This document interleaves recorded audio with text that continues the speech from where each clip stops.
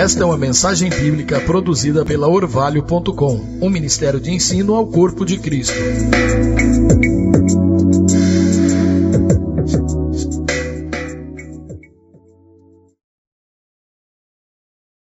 Deus tem nos dirigido, querido, a trazer à igreja nessa noite uma palavra que eu colocaria assim, sem sombra de dúvida, entre os princípios mais importantes que qualquer cristão precisa entender e praticar na sua caminhada com Deus.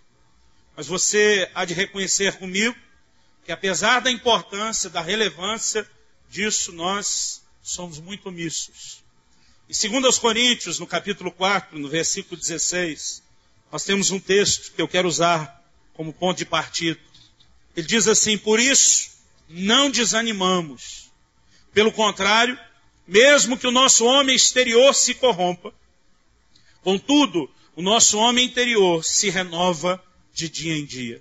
Você pode repetir esse texto comigo? Diga: por isso não desanimamos. Pelo contrário, mesmo que o nosso homem exterior se corrompa, contudo, o nosso homem interior se renova de dia em dia.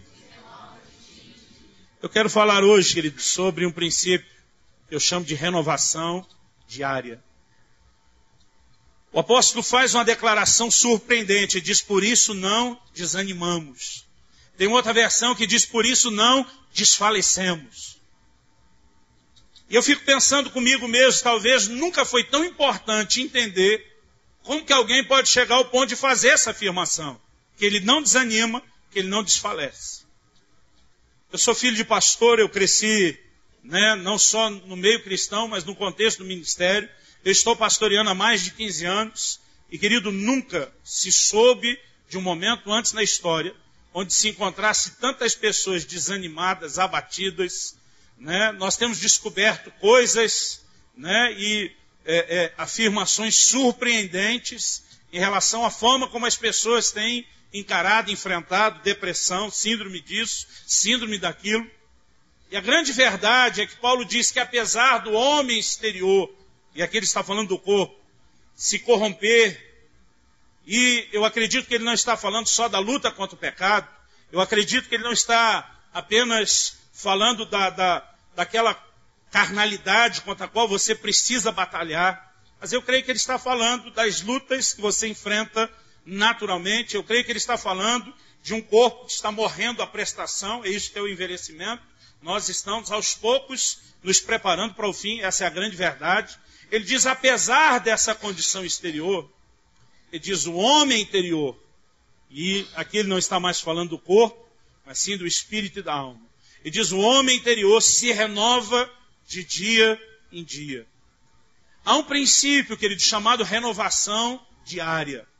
Deus estabeleceu de alguma forma, desde o início, um princípio de que o homem deve ir a Deus todos os dias. O homem deve buscar a Deus todos os dias. O homem precisa relacionar-se com Deus diariamente.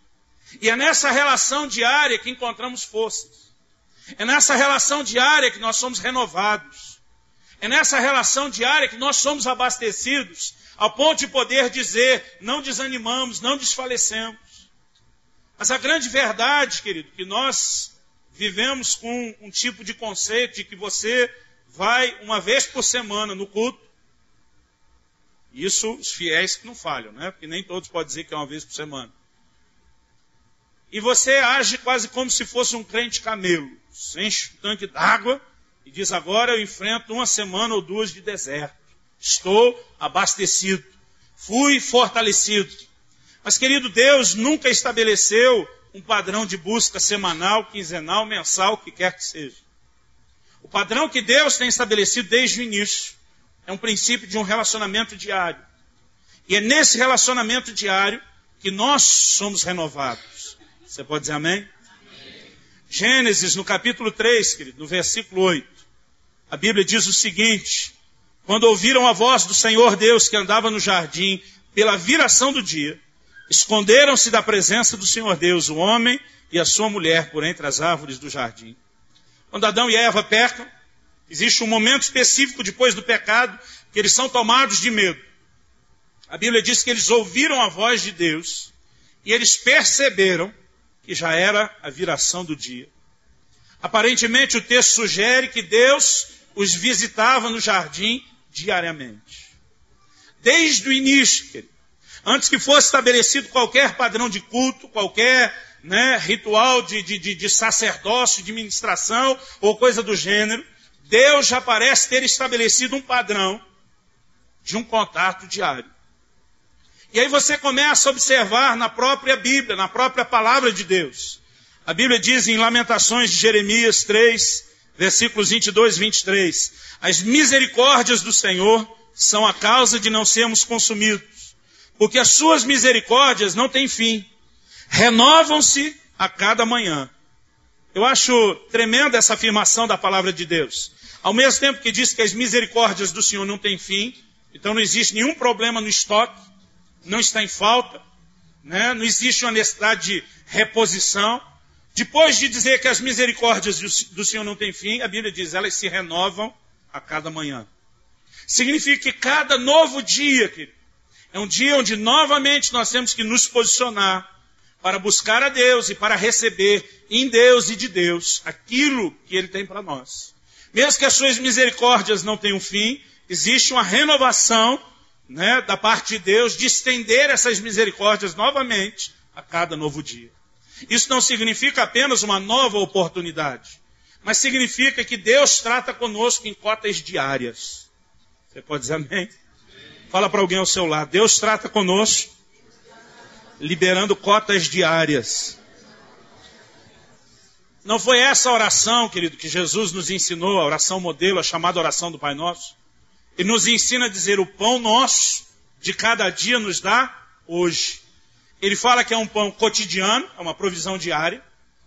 E se a oração for feita da maneira, segundo o modelo que ele estabeleceu, eu preciso orar todo dia. Senhor, o pão cotidiano me dá hoje. E o de amanhã? Amanhã eu oro novamente. E o depois de amanhã eu oro novamente. Ainda em Mateus 6, lá no final do versículo, depois de Jesus falar sobre a importância de não andar ansioso, de crer no cuidado de Deus, ele faz a seguinte afirmação em Mateus 6, 34. Ele diz, portanto, não vos inquieteis com o dia de amanhã, pois o amanhã trará os seus cuidados. Aí ele diz assim, basta a cada dia o seu mal. Em outras palavras, ele está dizendo, viva um dia de cada vez. Não se preocupe com o amanhã, e ele não ensina nem a orar pelo amanhã. Ele ensina você a buscar aquilo que Deus tem para você a cada dia. Eu fico olhando para esse princípio, querido. Se você puder, abra comigo lá no livro de Êxodo, no capítulo 16. Porque quando o povo de Deus saiu do Egito, e eles são libertos daquela condição de escravidão, e eles estão agora peregrinando em direção à terra prometida, a palavra de Deus diz que logo de cara, logo no início, eles começam a murmurar pela falta de alimento, pela falta de comida. Em Êxodo 16, nós vemos Deus mandando o maná, que foi o alimento de Israel por cerca de 40 anos, enquanto caminhavam no deserto. No versículo 4 de Êxodo 16, a Bíblia diz assim, então disse o Senhor a Moisés, eis que farei chover do céu pão, e o povo sairá e colherá diariamente a porção para cada dia. Diga comigo, porção para cada dia. Querido, todos os dias, a exceção era o sábado, que era o dia de descanso. Então, na sexta, eles colhiam a porção dobrada. Todos os dias, por 40 anos, Deus fazia chover o pão do céu. O salmista chega a chamar de o trigo do céu. Mas a grande verdade é que aquilo não se parecia com nada que eles conheciam aqui na terra. Se você olhar mais adiante, no versículo 13, a Bíblia diz assim, à tarde subiram codornizes e cobriram o arraial. Pela manhã jazia o orvalho ao redor do arraial. E quando se evaporou o orvalho que caíra na superfície do deserto, restava uma coisa fina e semelhante a escamas, fina como a geada sobre a terra. Vendo os filhos de Israel, disseram uns aos outros, o que é isso? Pois não sabiam o que era. Disse-lhes Moisés, isso é o pão que o Senhor vos dá para vosso alimento. Agora acompanhem comigo do versículo 19 ao 21. Disse-lhes Moisés, ninguém deixe dele para a manhã seguinte. Eles, porém, não deram ouvidos a Moisés, e alguns deixaram do maná para a manhã seguinte. Porém, deu bichos e cheirava mal. E Moisés se indignou contra eles. Colhiam-no, pois, manhã após manhã. Diga comigo, manhã após manhã. A Bíblia diz, cada um quanto podia comer, porque em vindo o calor se derretia. Eu olho para esse princípio, querido, eu vejo aqui algo fantástico. O maná é uma figura da palavra de Deus. Em Deuteronômio 8, ali nos versículos 3, 4, logo no começo, Deus faz a seguinte afirmação para a nação de Israel. Ele diz, olha, eu te humilhei, eu te deixei ter fome, eu te provei, para que você soubesse que o homem, ele vive não só de pão, mas de tudo aquilo que sai da boca de Deus. Deus estava dizendo, a razão pela qual eu deixei vocês sem o alimento natural foi para ensinar vocês que o homem precisa ser suprido e alimentado por aquilo que sai da boca de Deus. O maná, querido, é declarado como algo que era liberado da boca do próprio Deus. Mas ali em Mateus 4 e Lucas 4, no relato da tentação de Jesus no deserto, nós vemos que quando Satanás oferece pão, sugerindo que Jesus quebrasse o jejum, Jesus diz assim, nem só de pão vive o homem, e ali é a interpretação de Jesus, o próprio verbo, a palavra viva. E diz, mas de toda a palavra que sai da boca de Deus. O maná é uma figura, querido, da palavra como pão celestial, né? Como o nosso pão espiritual. E Deus estabeleceu um princípio desde o início. Não adianta você pegar mais maná hoje e tentar guardar para amanhã. Aquilo que eles tentavam reservar para outro dia, a exceção, como eu disse, era sexta-feira, quando eles guardariam para o descanso do sábado. Tudo aquilo que eles tentavam segurar para o outro dia, a Bíblia disse que se estragava. Deus queria que o seu povo dependesse dele a cada nova manhã. Deus queria que o seu povo buscasse a provisão dele a cada nova manhã. Junto com o orvalho descia eles passam a fazer uma pergunta, o que é isso? Eu acredito que foi no versículo 15 que nós lemos. Dessa expressão da pergunta, o que é isso? No hebraico, se não me engano, a expressão é manhu, né? Que eles acabaram chamando aquilo de maná. Né? O maná já é uma derivação nossa para o português. Mas eles olhavam e eles chamavam aquela semente de o que é isso. Né? O nome do pão era esse, o que é isso. Então todo mundo comia o que é isso. Porque surpreendeu, ninguém jamais tinha visto aquilo. E a Bíblia diz que no dia que eles entraram na terra prometida, cessou o maná. Aquela foi a única geração que conheceu o maná. Mas qual era a lição de Deus aqui? A cada novo dia nós precisamos buscar a porção daquele dia. Um outro princípio que eu vou querer explorar depois mais à frente, está no fato de que a Bíblia diz que quando o sol se levantava, o maná derretia. Se não pegasse logo cedo, dançava, ficava sem. Eu fico olhando, querido, para esses princípios da palavra de Deus. E eu me pergunto como é que nós conseguimos não entender, ou ignorar que já entendemos, ou fazer de conta que não entendemos, ou que não é tão sério, o princípio da relação diária com Deus. Eu acredito, querido, que nós temos falhado em algo muito, muito sério. Se você puder, abra sua Bíblia no livro de Jeremias, livro do profeta Jeremias, no capítulo 2. Deus faz uma afirmação, um verdadeiro protesto, usando o profeta Jeremias. E eu quero que você leia comigo aí do 11 ao 13. Deus diz assim, houve alguma nação que trocasse os seus deuses, apesar, posto que não eram deuses? Todavia o meu povo trocou a sua glória por aquilo que é de nenhum proveito. Espantai-vos disso, ó céus, e horrorizai-vos. Ficai estupefatos, diz o Senhor, porque 2 males cometeu o meu povo.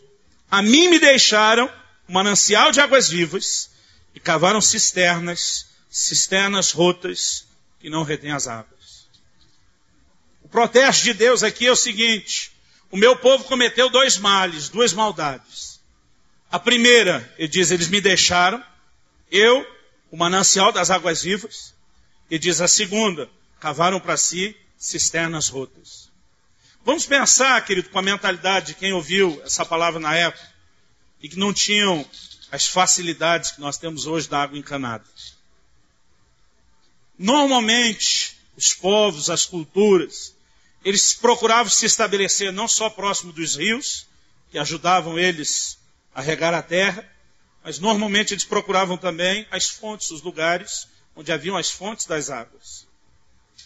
Querido, uma das coisas assim que eu me lembro quando criança, e a gente não fez isso muitas vezes, mas em poucas exceções, eu me lembro assim quando criança da gente ter sofrido ali uma falta d'água que privou todo o bairro, e quando aquilo levava mais tempo do que a gente imaginava, então o pessoal todo do bairro já sabia o que fazer, acatar os baldes e encher em alguma das bicas, né, que podia se encontrar ali no bairro.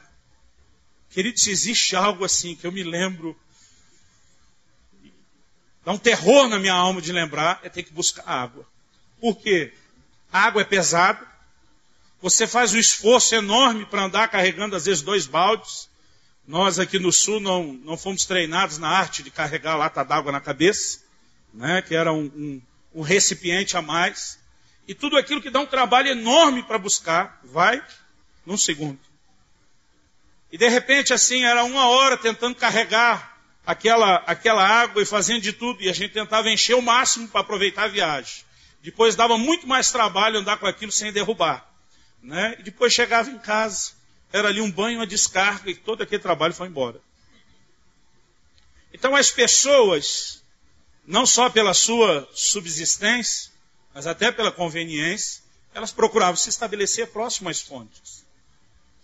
Agora, com o tempo, o homem que sempre vai procurando aquilo que é mais fácil e tranquilo, e nós fazemos isso em todas as áreas, eles começaram a fazer o quê? Cisternas. Cavavam alguns poços, onde não se brotava água, mas onde eles conseguiam segurar a água da chuva.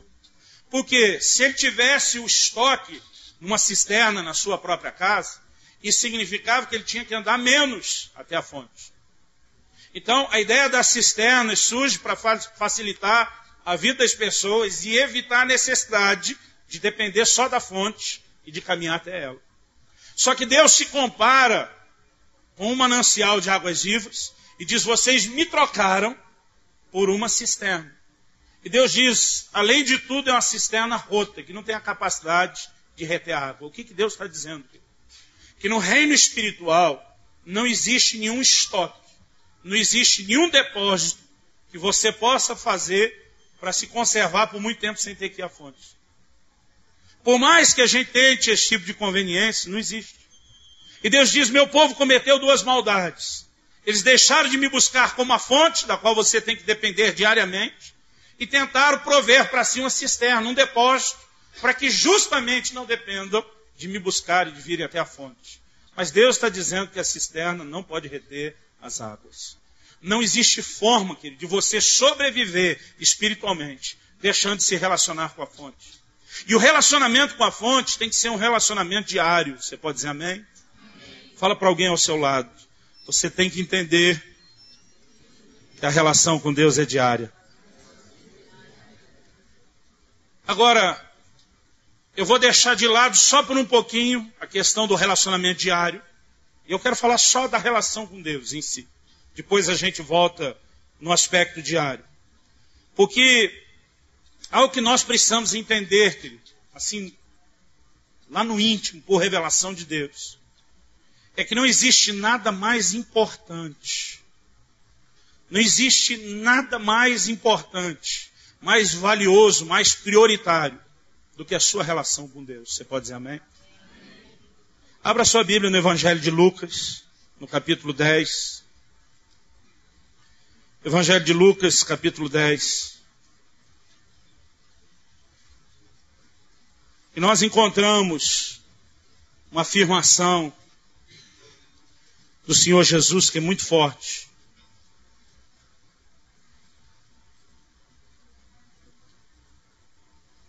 Nós muitas vezes, querido, gastamos tempo demais correndo atrás de tanta coisa, para depois descobrir no fim que nós perdemos tempo demais com as coisas erradas.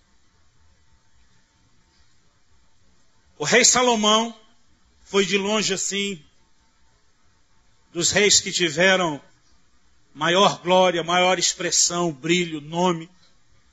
Salomão tem um reinado que dura 40 anos, praticamente sem guerra. Coisa quase impossível para os reis daquela época. Ter paz, tranquilidade, tempo, oportunidade de desfrutar aquilo que eles construíam. Salomão herda o reino de Davi, seu pai. Todos os inimigos à volta estão subjugados e ele só precisou dar manutenção naquilo. Foi o homem mais sábio que caminhou na terra. E teve não só a sabedoria, mas a bênção de Deus. E esse homem prospera em todos os negócios, e tudo que ele põe a mão funciona, e tudo ele entende muito bem. Só que, quando você lê o livro de Eclesiastes, escrito por Salomão, você espera encontrar da parte de alguém que, como ele mesmo diz, teve tudo que sua alma desejou, e não lhe negou nenhum bem, nada do que ele desejou ele se privou. E muitas vezes a gente imagina que se conseguisse alcançar uma coisa ou outra, não precisava nem ser tudo, a gente já seria tão feliz. Imagine alguém que ele no poder de ter o que quiser, de fazer o que quiser. E no fim da sua vida, ele escreve o livro de Eclesiastes, quando você lê, você quase entra em depressão. Ele termina dizendo, tudo é vaidade e correr atrás do vento. E a conclusão que ele faz ao fim de tudo, dizendo, olha, eu sou o cara que provou de tudo, experimentou de tudo, teve tudo que quis.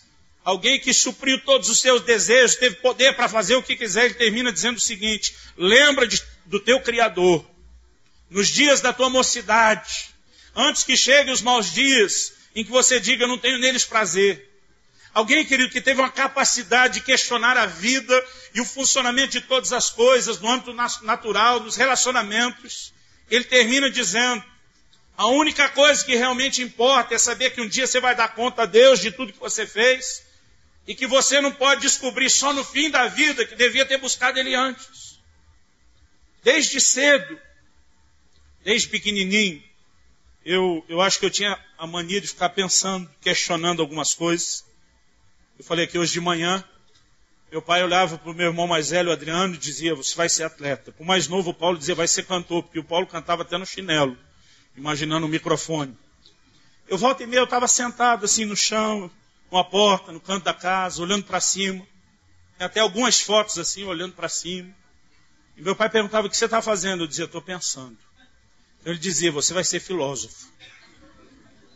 Ele não conseguiu me levar tão longe, mas eu aprendi que ele, de alguma forma, desde cedo, me questionar.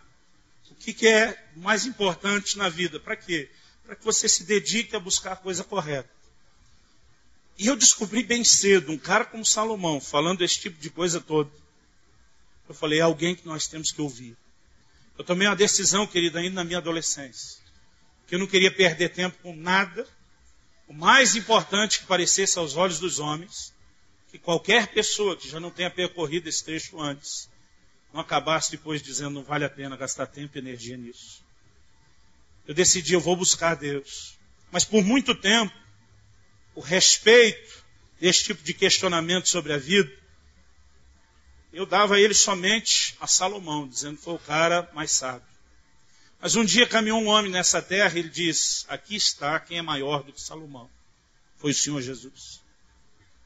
E o Senhor Jesus, ele diz aqui nesse texto de Lucas 10, é o texto que fala de Marta e de Maria.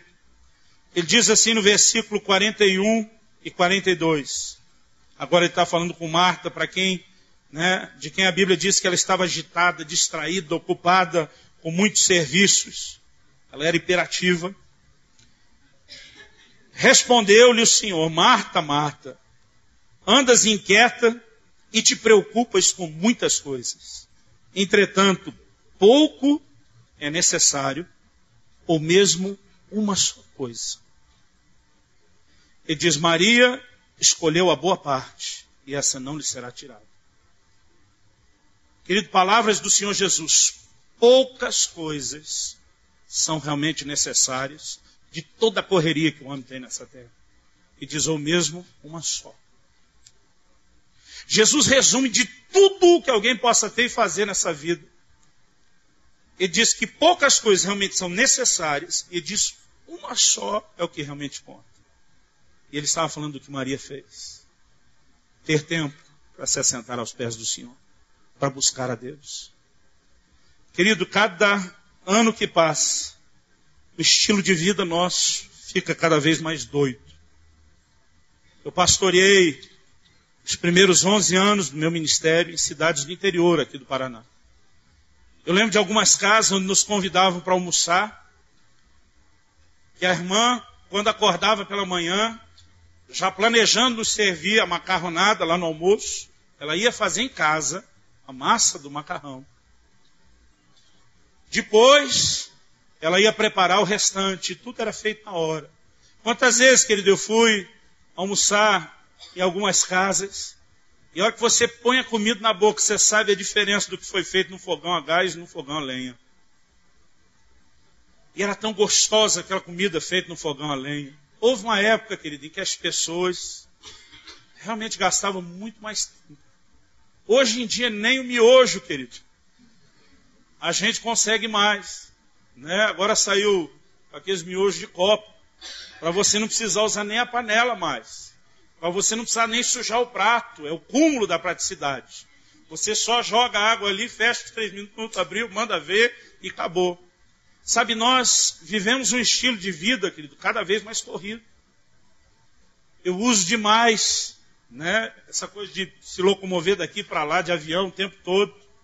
E eu estou assim, impressionado que nós conseguimos agora, não faz muito tempo, poder usar o celular no modo avião. E antes nem isso podia. Né? Aí a pergunta é, antigamente, querido, quando você ia viajar de ônibus, de trem, mesmo de avião, você sentava e conversava com a pessoa do lado. Hoje em dia a gente não tem tempo para conversa nem de elevador. Não existe mais isso. Teve a época em que pelo menos nos conversava, mas se lia um livro. Né? Hoje também não. Ali, naquele celular, naquele smartphone, está a vida da pessoa, tem agenda, tem programa, tem tudo. E ninguém para, ninguém desliga por um momento. E sabe, querido, eu não estou tentando dizer que a gente tem que voltar para a idade da pedra. Eu sou desses hiperativos, ligado no 220, eu faço um monte de coisa ao mesmo tempo. Mas a grande verdade, querido, é que no meio de todas essas comodidades e facilidades, querido, Paulo escreve aos Gálatas e diz que ele não esteve com nenhum apóstolo, a não ser com Tiago, irmão do Senhor, e diz com Pedro. E diz que com Pedro não foi senão só 15 dias. Hoje em dia a gente senta com os pastores, numa reunião, no café de pastores, e você tenta ter 15 minutos de conversa à mesa do café. Paulo escreve e diz, a gente só teve 15 dias. Quem que para hoje, querido? 15 dias, 2 semanas, só para trocar figurinha com outro ministério. Trocar experiências, ministrar um ao coração do outro, orar juntos. Hoje podia ter o apóstolo Pedro, Paulo, quem fosse, querido.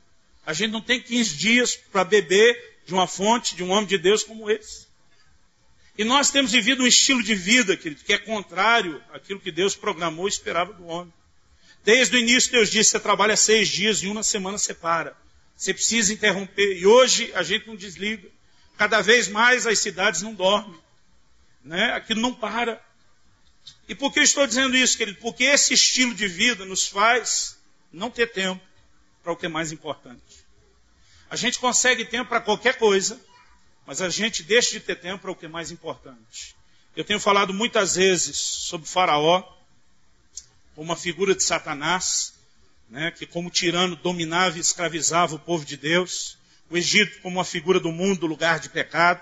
A saída de Israel na primeira Páscoa como uma figura da nossa redenção. Agora, quando Moisés vai a primeira vez até Faraó com a mensagem, deixa meu povo ir para que me adore, o que é que esse homem diz? Lá no livro de Êxodo, no capítulo 5, nos versículos 6 a 9, nós lemos o seguinte, naquele mesmo dia, pois, deu ordem Faraó aos superintendentes do povo e aos seus capatazes, dizendo, daqui em diante não torneis a dar palha ao povo para fazer tijolos como antes. Eles mesmos que vão e ajuntem para si a palha. E exigirei deles a mesma cota de tijolos que antes faziam. Nada diminuireis dela. Estão ociosos e por isso clamam. Vamos e sacrifiquemos ao nosso Deus. Agrave-se o serviço sobre esses homens, para que neles se apliquem e não deem ouvidos às palavras mentirosas. Qual foi a tática que esse homem usou para o povo não ficar na conversa de vamos adorar a Deus? Vamos sobrecarregar eles de trabalho. E eles não vão ter nem tempo para pensar em adorar a Deus. Desde o início eu olho, querido, e eu vejo que isso é figura de um plano e uma estratégia maligna. Eu quero te dizer, querido, que o mais importante nessa vida não é quanto você trabalhou, nem quanto você juntou. É como foi sua relação com Deus. Um dia nós vamos estar diante de Deus, querido, para dar conta de tudo, e você não vai levar nada com você. Eu sempre digo isso, você nunca vai ver um serviço fúnebre com um caminhão de mudança seguindo um cidadão. A Bíblia diz, nada trouxemos para esse mundo e nada daqui levaremos. A única coisa que você leva, querido, de acordo com o livro de Apocalipse, são suas obras, aquilo que você fez para Deus e para as pessoas como representante dele, de Deus. No entanto, querido, apesar da gente gastar um período tão ínfimo, tão pequeno da nossa existência eterna aqui, e saber que a maior parte do tempo vai ser vivido lá, e o que você vai desfrutar do lado de lá é proporcional àquilo que você fez aqui, a maioria de nós consegue se esquecer do eterno e viver só em função do terreno. E nós não só não juntamos tesouro nos céus, como Jesus ensinou, como nós vivemos aqui, querido, quase como se não existisse um mundo espiritual, nem Deus e nem uma relação com Ele. Eu acredito, querido, que essa coisa que tem nos sufocado, a ponto de não ter tempo para Deus, é parte de um plano e de uma estratégia maligna. Não importa, querido, o ritmo de vida, a roda viva em que você esteja. Se você não consegue ter tempo para Deus dia após dia, eu quero te dizer que a sua vida está errada naquilo que é fundamental. Jesus diz, poucas coisas realmente importam, e diz, ou uma só é necessária. E se você não consegue ter tempo para a única coisa que é necessária, para aquilo que realmente conta e é o mais importante, eu quero te dizer que você tem que reprogramar toda a sua vida. Senão, como diria um pastor amigo meu, você vai estar no sal. A coisa vai estar feia. Eu percebo, querido, que nós precisamos entender a importância de estar com o Senhor. Você pode dizer amém? Fala para alguém ao seu lado, não existe nada mais importante do que estar com o Senhor. Nós precisamos entender, querido, que desde o momento em que Deus criou o homem, a Bíblia diz que Deus soprou nas narinas do homem o fôlego de vida. A palavra traduzida vento, tanto no hebraico como no grego, ela significa, traduzida espírito, ela significa vento, significa um sopro. Existe algo desde a criação do homem que Deus colocou um pouco de si dentro do homem e gerou nele uma necessidade de estar ligado ao próprio Deus. E não importa o que você conquiste, o que você alcance nessa vida. Qualquer um, querido, que possa ter tudo nessa vida, que não buscou a Deus, vai terminar como Salomão, dizendo tudo é vaidade. Porque as pessoas projetam a ideia de felicidade nas coisas que elas imaginam conseguir. E como passa a maior parte da vida, a maior parte das pessoas passam não conseguindo, elas julgam que a sua infelicidade é porque ainda não alcançaram aquelas coisas. Mas quando alcança, querida, a decepção é maior. Não existe ninguém mais deprimido, não existe ninguém mais problemático hoje do que a classe alta. Porque o nível de frustração é absurdo. Eles têm tudo, mas não têm nada. Agora, se eu vou entender, querido, a importância de buscar a Deus, eu tenho que entender a importância de buscar a Deus no modelo dele. Deus determinou um padrão de um relacionamento diário. Você pode dizer amém? Amém. Em Romanos, no capítulo 11, eu quero que você veja um princípio importante.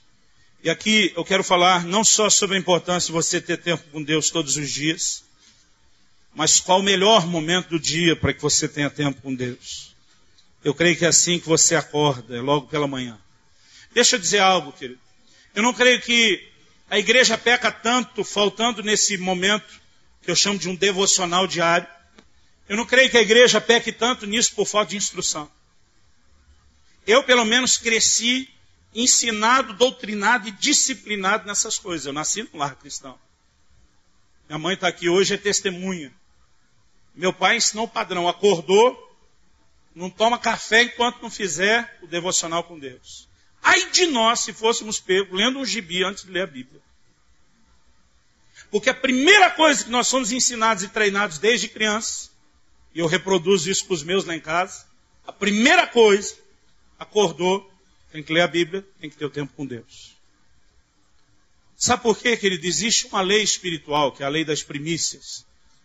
Isso não está ligado só quando você oferta, não está relacionado só a dinheiro. Em Romanos 11:16, a Bíblia diz assim: se forem santas as primícias da massa, igualmente o será a sua totalidade. Se for santa a raiz, também os ramos o serão. O que a Bíblia está dizendo é que quando você santifica a primeira parte de alguma coisa, você santificou o restante daquilo do qual aquilo foi tirado. Quando se santifica a primeira parte, os primeiros frutos, você santificou a totalidade, o restante de onde aquilo foi tirado. Então a Bíblia diz, se trouxe as primícias da massa, todo o restante dela também é santa, foi santificado. Deus disse, se a raiz é santa, que é a primeira parte, quando a semente germina e brota, a primeira parte que surge depois da semente é a raiz, e a mais importante. Deus disse, se a raiz for santa, tudo aquilo que vier depois do crescimento da árvore, o tronco, o caule, os ramos, as folhas, também vão ser santos. Porque quando você santifica a primeira parte de algo, você santifica todo o restante daquilo a que aquela parte pertence. E os homens de Deus, querido, de antigamente, aqueles que não viviam essa roda viva, essa correria que nós vivemos hoje, eles, na sua quase maioria absoluta, os homens que fizeram diferença, aqueles que estão entre os heróis da fé, eram pessoas que separavam os primeiros momentos do dia para estar com Deus. Você pode ler a biografia de todos eles. Era gente que aprendia que se tinha que pegar no batente cedo, ia ter que levantar um pouco mais cedo para buscar a Deus e ter tempo com Ele. Eu me lembro de uma época que eu trabalhei como office boy, eu acho que eu tinha uns 15 anos, na Unicamp, a Universidade Estadual de Campinas. Lá era mais chique, a gente chamava de mensageiro, mas era office boy. E a gente tinha eu chamava de uma viagem, né? O lugar do campus da Unicamp é muito afastado da maioria dos bairros da cidade, então tinha ônibus, né? Eram, se não me engano, mais de 10 mil funcionários, era muita gente, tinha um ônibus que percorria a cidade toda e levava e trazia o povo todo dia. E eu tinha de 50 minutos, às vezes quase uma hora, dentro desse ônibus. Então o horário que eu chegava da escola à noite, as coisas que tinha que fazer eram muito tarde. Quando pulava cedo, de manhã da cama, querido, misericórdia. Era uma coisa assim terrível. E eu não conseguia, por mais que tentasse, ter um tempo maior do que 15, às vezes 20 minutos. Dificilmente eu conseguia chegar em meia hora. E eu entendia que aquilo era muito pouco tempo com Deus. Então eu comecei a usar aqueles 20 minutos só para orar e adorar a Deus. E aí quando eu pegava aquele ônibus, eu tinha quase uma hora, eu ia lá chacoalhando dentro do ônibus e lendo a Bíblia. Depois eu mudei de emprego, eu não tinha mais aquela uma hora de ida e de volta para ler a Bíblia.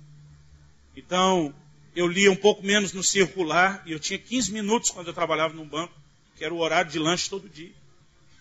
Pode ter certeza, querido, que aqueles 15 minutos era sagrado. Se eu não achasse lugar, eu me trancava no banheiro, eu ficava lendo a Bíblia.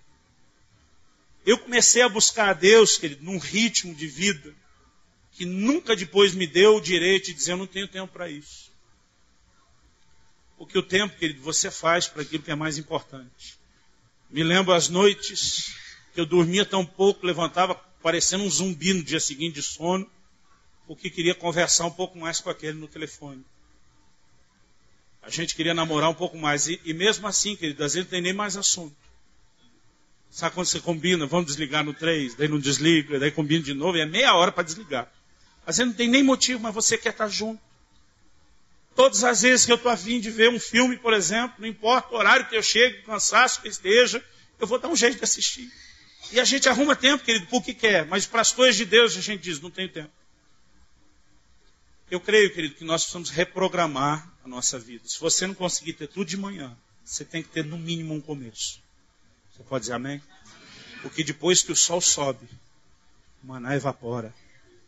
E tem coisas, querido, que você não buscou de manhã, que você não consegue no restante do dia. Eu sei por experiência própria. Para mim, o período da manhã é assim, os primeiros momentos, a primeira meia hora, é altamente improdutivo. Eu tento ler a Bíblia de manhã, parece que não entra na minha cabeça. Eu pareço aquela televisão de válvula antiga que demora para esquentar. Para mim, o melhor horário de ler a Bíblia, de estudar, de escrever, é a madrugada. Eu toco à noite, pelo dia faço.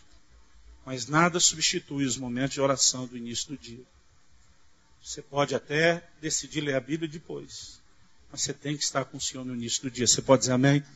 Eu quero te dar alguns exemplos bíblicos, rapidamente. Jesus, nosso maior modelo. Marcos, capítulo 1, versículo 35.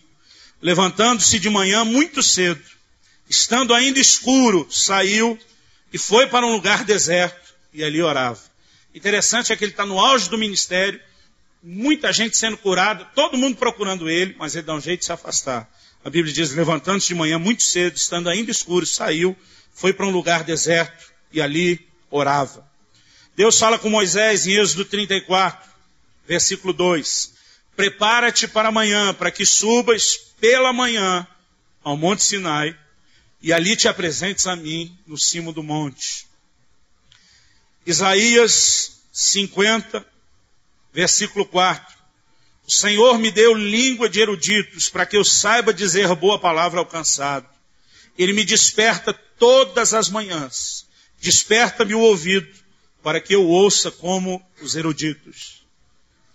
O Salmo 5, verso 3, Davi faz a seguinte afirmação. De manhã, Senhor, ouves a minha voz. De manhã te apresento a minha oração e fico esperando. Querido, você vai achar na Bíblia toda exemplos de que os homens de Deus entendiam que logo cedo a primeira coisa a se fazer era ter tempo com Deus, era buscar a Deus. E hoje, querido, se você não pode ter tempo para o que é mais importante, eu quero te dizer o seguinte, não espere muita coisa nem da parte de Deus na sua própria vida. Eu acredito que nós precisamos entender a importância não só de estar com o Senhor, mas de estar com o Senhor diariamente. Você pode dizer amém? Fala para alguém ao seu lado, se você não quer desanimar, nem desfalecer, precisa da renovação diária. Irmão, deixa eu dizer algo aqui para você, eu não acredito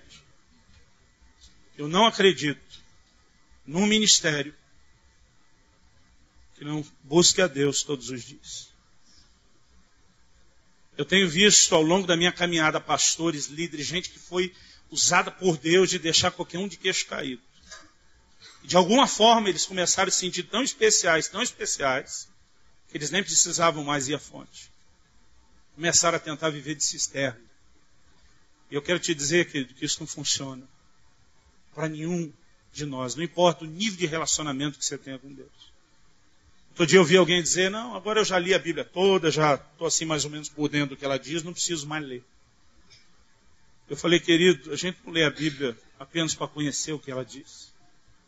A gente lê a Bíblia porque ela é remédio, ela é vitamina, ela é cura, ela é alimento. Ela ministra a nossa vida, ela nos leva a andar no temor do Senhor, ela nos lembra, nos mantém consciente do caminho no qual nós devemos andar. Não adianta, querido, quantas vezes você possa comer esse livro de capa a capa.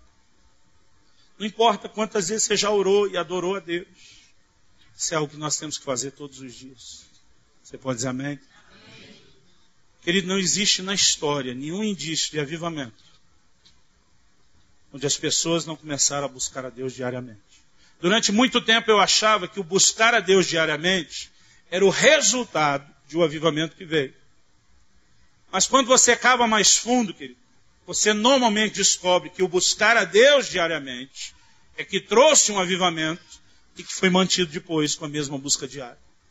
Antes do Espírito Santo descer no dia de Pentecostes, os apóstolos ficam trancados 10 dias. Eles não estão buscando a Deus numa reunião de oração de meia hora, de 1 hora ou 2. 10 dias, querido. Eles ficaram ali todos os dias até que a unção viesse. E quando veio, eles continuam a buscar a Deus todos os dias. É o que você vê no livro de Atos. Nós precisamos descobrir isso. Por quê, querido? Nós somos a geração que não quer mais nenhum processo. A gente quer vir num culto e receber tudo uma vez para não ter que fazer nada depois. E eu estou cansado, querido, de ouvir afirmações como nessa noite a sua vida será transformada. Porque ninguém é transformado numa noite. Deus trabalha com processos. Alguma área da nossa vida pode ser impactada, alguma área pode ser liberada. Eu já participei de reuniões inesquecíveis, onde algumas coisas aconteceram de fato na minha vida. Mas não foi minha vida toda transformada. Porque Deus não vai fazer num dia, querido, o trabalho de uma vida. Nós somos impacientes demais, queremos tudo pronto, enlatado, do jeito mais rápido possível. O conceito de avivamento é descobrir um lugar onde a unção de Deus esteja, e só de você entrar, você foi santificado, curado, liberto, seu casamento sarou com uma oração. Irmão, eu fico doido que nós vamos orar e seu casamento não vai ser mais o mesmo. Alguém conhece alguém que recebeu uma oração e aquela única oração mudou? Eu creio, querido, que Deus quer te abençoar, que Deus quer te intervir. Mas Deus trabalha com processos. E o processo de transformação é diário, se você buscá-lo diariamente. Quando a gente busca semanalmente, quinzenalmente, mensalmente, ou sabe lá Deus quando, que é o caso de alguns, o processo quase não anda, quase não acontece. Eu tenho certeza, querido, que se nós como igreja aprendêssemos a buscar a Deus todos os dias, isso já faria a maior diferença. Sabe por quê? Quando você tem tempo em oração, querido, você neutraliza o pecado antes dele te pegar. Jesus disse, vigiai e orai para que não entreis em tentação. Ele não disse, ó, quando a coisa apertar, a hora para vencer. Ele disse, se você vive de oração, você nem entra nela. Ele disse, olha, todos os dias você tem que seguir um modelo de oração. Nesse modelo você deve pedir o perdão de Deus, assim como você perdoa os outros. Querido, se a gente orasse dessa forma todos os dias, eu duvido que ainda teria crente carregando mágoa e negando oferecer o perdão a outros. O livro de Tiago diz, nada atende porque não pedis. Nós somos orientados por Deus a buscar a provisão dele todos os dias, e a maioria não ora.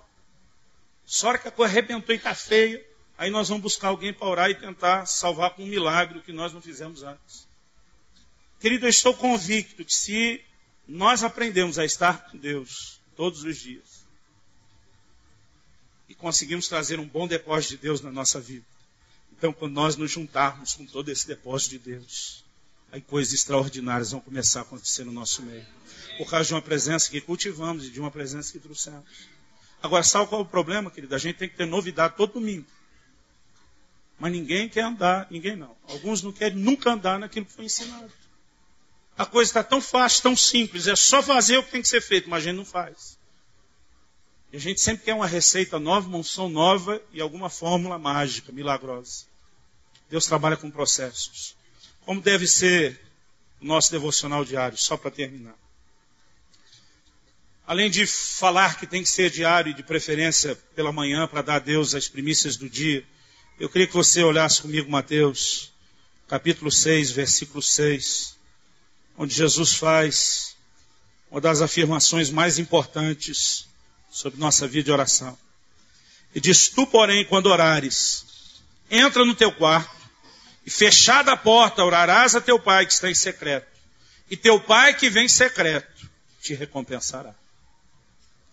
Eu creio, querido, quando Jesus fala sobre entrar no quarto, fechar a porta, eu creio que ele menciona o quarto como um lugar de intimidade, como um lugar onde você pode ter a privacidade, a intimidade com ele.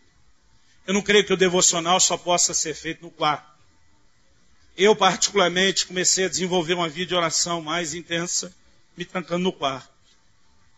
Eu decidi, numa época em que o meu trabalho era só, eu entrava no serviço meio-dia, tinha que sair de casa perto de 11. Eu fazia uma jornada no banco do meio-dia às 6, às vezes até às 7. De lá eu ia direto para a escola. E quando eu decidi que eu realmente queria Deus na minha vida, eu queria servi-lo, e eu tinha que descobri-lo e vivê-lo, eu passei a me trancar por muito tempo. Das 7 da manhã às 11 naquele quarto. Eu não atendia ninguém. Às vezes meu pai batia na porta, mandando eu orar mais baixo. Principalmente quando eu estava orando em línguas, eu ficava preocupado em escandalizar os vizinhos.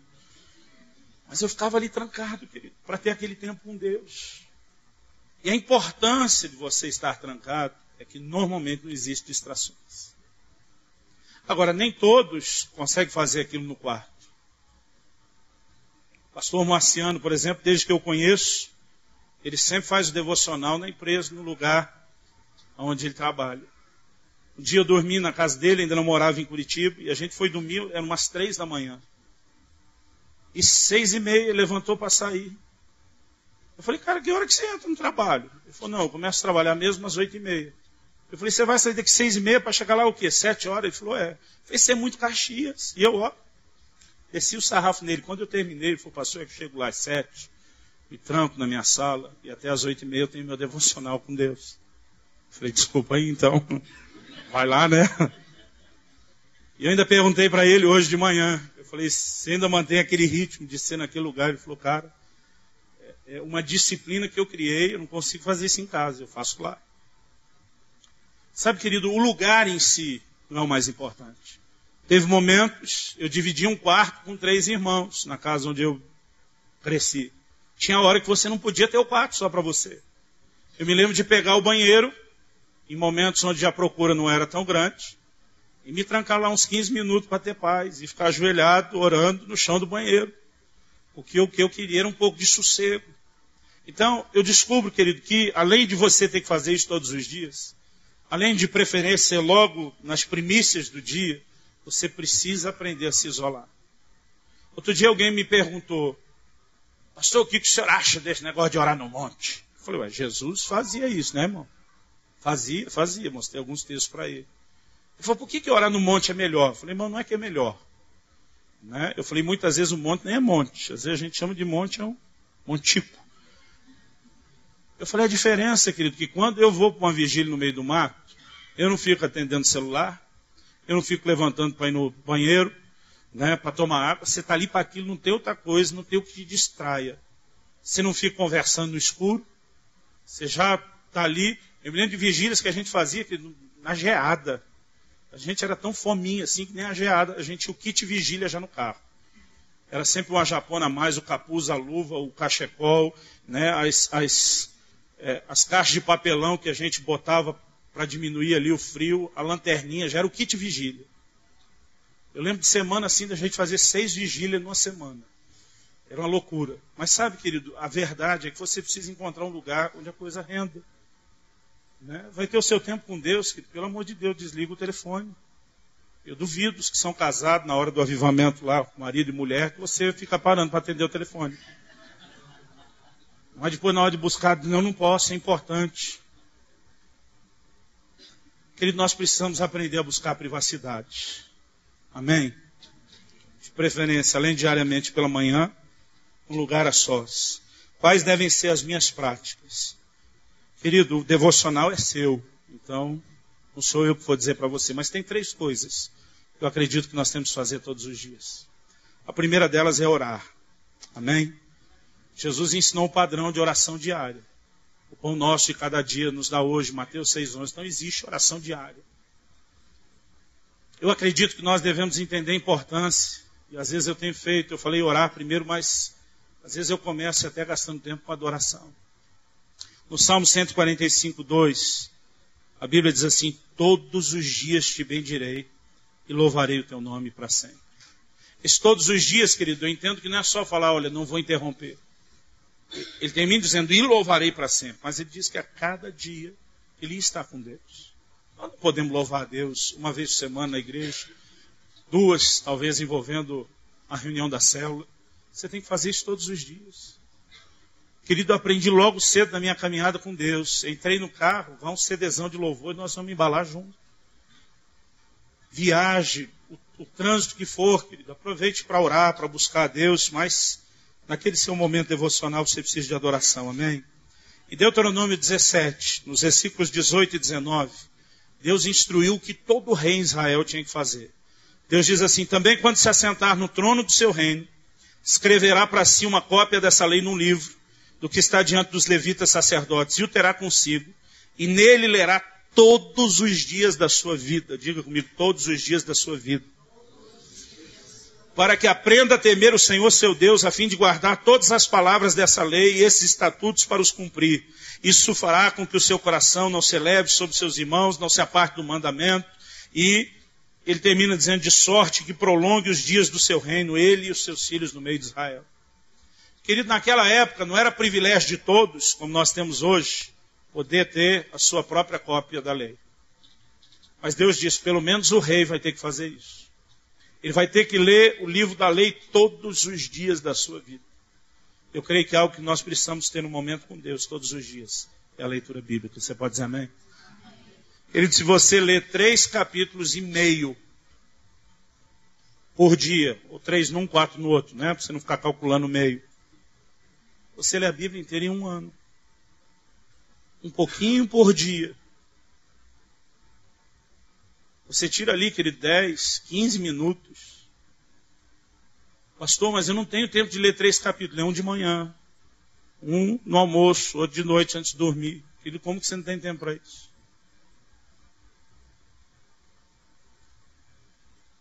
Agora nós temos cristãos, crentes que estão servindo a Deus a vida inteira, nunca leram a Bíblia. E sabe, querido, o que acontece é que não falta só informação.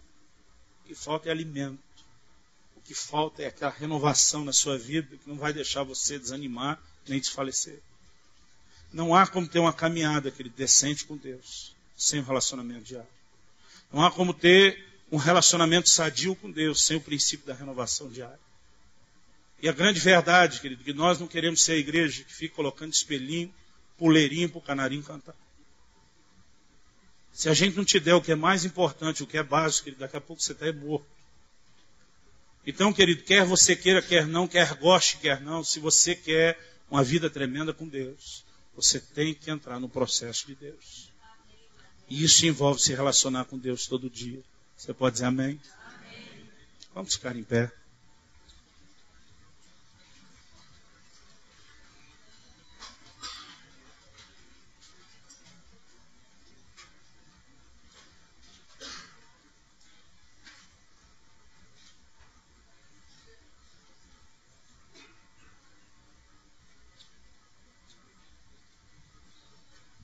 Hoje em dia nós temos uma igreja, querido, que tem muito pouca fé. Nós vemos muito pouco milagre. Porque a Bíblia diz que a fé vem por ouvir e ouvir a palavra de Deus. Um povo que não se enche da palavra não vai ter uma fé forte. Um povo que não tem uma fé forte não vai ver grandes intervenções de Deus. Querido, existe um único lugar onde Deus realmente trabalha a sua vida, é um lugar de oração. Jesus, mesmo sendo Jesus, orava muito, muito. Eu descobri que é num ambiente de oração que sua carne morre. É num ambiente de oração que você é quebrantado. É num ambiente de oração, querido, que a dureza do coração vai ser ferida por Deus. Sabe, eu tenho tido momentos, eu sou uma pessoa assim muito persistente. Minha mulher chama isso de teimosia, eu prefiro persistência. Eu tenho tido momentos onde aquele quis dialogar comigo e eu não tinha conversa. Não tem. Ou você dá todos os argumentos para mudar minha opinião, não tem conversa, a coisa não segue adiante. Mas quantas vezes, querido, eu fui para o meu momento de oração. E a hora que você está ali quebrantado, chorando diante de Deus, eu tenho ouvido isso muitas vezes. Volta lá, dá ouvido para ela, pede perdão para ela. Querido, eu não acredito que nem mesmo um cristão, o fato de ser um cristão, faz de alguém um bom marido. Eu acho que o que faz de nós, querido, pessoas que vão ter um relacionamento diferente, é a capacidade de todos os dias ir lá diante de Deus e se quebrar na presença dele. E deixar que ele ministre nosso coração, que ele nos sare. A gente tenta fazer, querido, pelas pessoas aquilo que já foi negligenciado no lugar secreto, que podia ter acontecido. A gente tenta ser na igreja e alcançar em Deus na igreja em pouco tempo aquilo que nós desperdiçamos todos os dias da semana. Eu acredito, que não é uma estatística precisa, então vou dar um chute, que pelo menos metade dos seus problemas e metade dos meus problemas, que como pastor eu tenho que lidar com as pessoas, não existiriam se a gente tivesse um tempo diário com Deus. Sabe por quê, querido? No lugar de oração, você vence circunstâncias antes delas acontecerem. Jesus nos ensinou a orar, não só buscando o pão nosso, mas Ele nos ensinou um tipo de oração que se antecipa ao mal. Não nos deixe cair em tentação. Livra-nos do maligno. Existem algumas coisas, querido, que você pode vencer algumas batalhas antes delas surgirem. Mas sabe o que acontece? Nós não temos tempo com Deus. E não só a gente não impede essas coisas de acontecer, como quando elas acontecem, arrebenta com a gente. E depois você está sentado num canto ou chorando num culto, dizendo lá dentro de você: Deus, você não foi justo nem fiel comigo. Nós temos tudo, querido, para ser diferente. Mas nós só seremos uma igreja que cumpre o propósito de Deus se a gente fizer aquilo que foi chamado a fazer. Eu não acredito numa vida cristã que não siga o padrão da renovação diária. Eu não acredito em homens e mulheres que não buscam a Deus todos os dias. Ninguém vai seguir tão longe porque ninguém é bom para isso. A única forma de não desanimar, de não desfalecer, é quando você se renova dia após dia diante de Deus. Você pode dizer amém? Eu gostaria que nós terminássemos agora pedindo perdão a Deus, porque nós temos muitas vezes negligenciado o nosso tempo com Ele. Eu não creio que a falta de ter o devocional seja falta de ensino, porque eu fui treinado, eu fui doutrinado nisso desde criancinha, muitas vezes mesmo no ministério. Eu deixei de ter o meu tempo com Deus.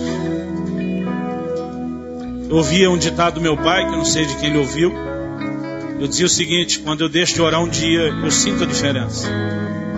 Quando eu deixo de orar 2 ou 3, minha esposa e meus filhos sentem a diferença. Se eu deixar de orar, querido, por uma semana, a igreja já vai sentir a diferença. Eu não tenho nada a oferecer.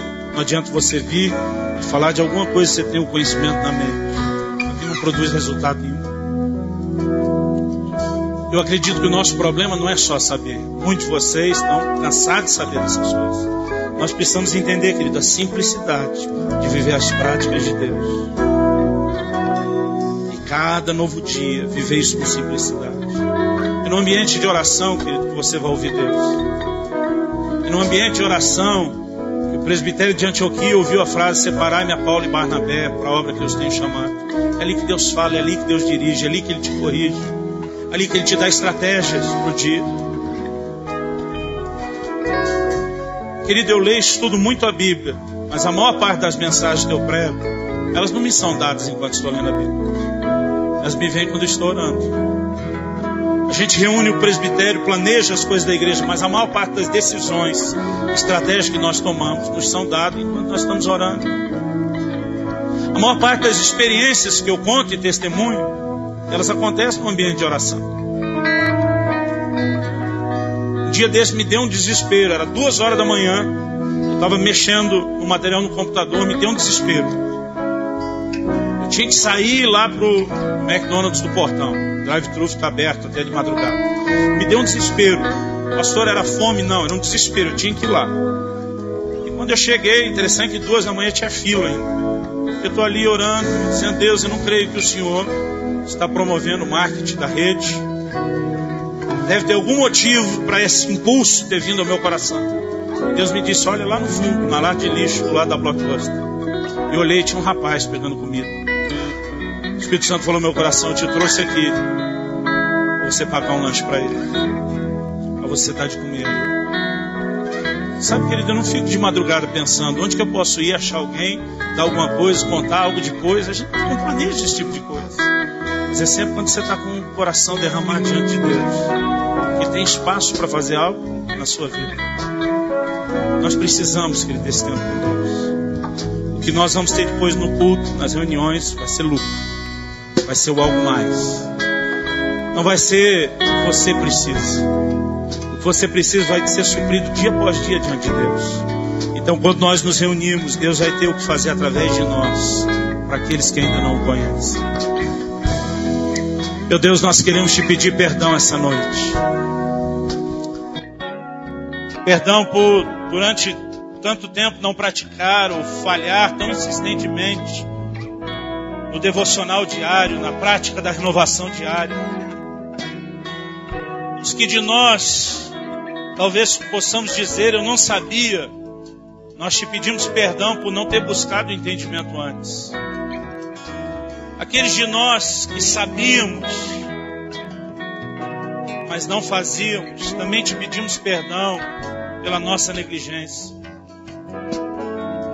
Deus, nós queremos retomar uma caminhada contigo que segue o processo que o Senhor estabeleceu. Eu quero te pedir que nessa noite a gente possa ter mais do que uma palestra, um discurso. Deus, eu quero te pedir que o teu Espírito queime o nosso coração. Eu quero te pedir que o Senhor traga incômodo, que o Senhor gere crises, até que retomemos o caminho de um padrão tão claramente estabelecido desde a criação, de que temos que nos relacionar contigo a cada dia, de que o Senhor libera porções diárias. Ajuda-nos, meu Deus, a pegar o caminho de volta, a colocar a nossa vida em ordem, a consertar aquilo que precisa ser consertado. Eu oro por cada um dos meus irmãos e irmãs aqui hoje. Eu oro por aqueles, ó Deus, que recebem essa palavra gravada. Eu quero te pedir que o Senhor ministre a cada coração. Eu clamo por um despertamento para que haja tempo com Deus.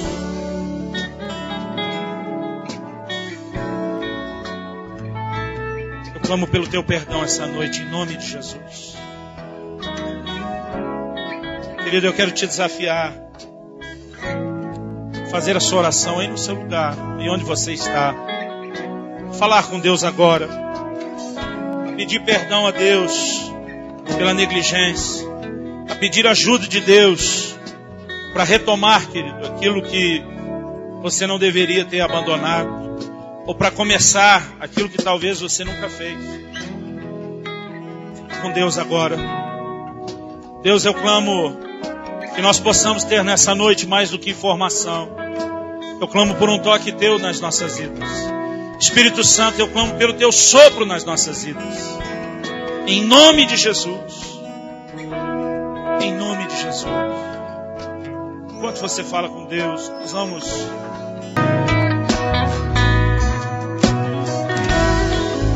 Querido, a melhor forma de você saber e entender a importância do que nós estamos ensinando aqui é você começar a fazer isso. Eu acredito que o nosso tempo com Deus precisa ser inegociável. Você pode dizer amém? Não importa, querido, a correria. Nada é mais importante do que o mais importante. Eu não acredito, querido, que você tem que deixar de correr. Você tem que deixar algumas coisas de lado, diminuir algumas. Às vezes sobra tempo em algum momento para a única coisa, querido, que vai te manter vivo, não só naturalmente, mas espiritualmente. E se nós tivermos tempo com Deus, vivemos a renovação diária, nós vamos nos tornar aquilo que Deus tem sonhado a nosso respeito. Que ainda que essas misericórdias não tenham fim, elas se renovam a cada manhã. Misericórdia de ontem foi para ontem, de hoje foi para hoje. A de amanhã você vai buscar amanhã novamente. Você pode dizer amém? Vira para alguém ao seu lado e fala para ele: você tem que ter tempo com Deus todos os dias. Se vivemos essa renovação diária, você pode ter certeza que isso vai fazer toda a diferença na nossa vida. Você pode dizer amém?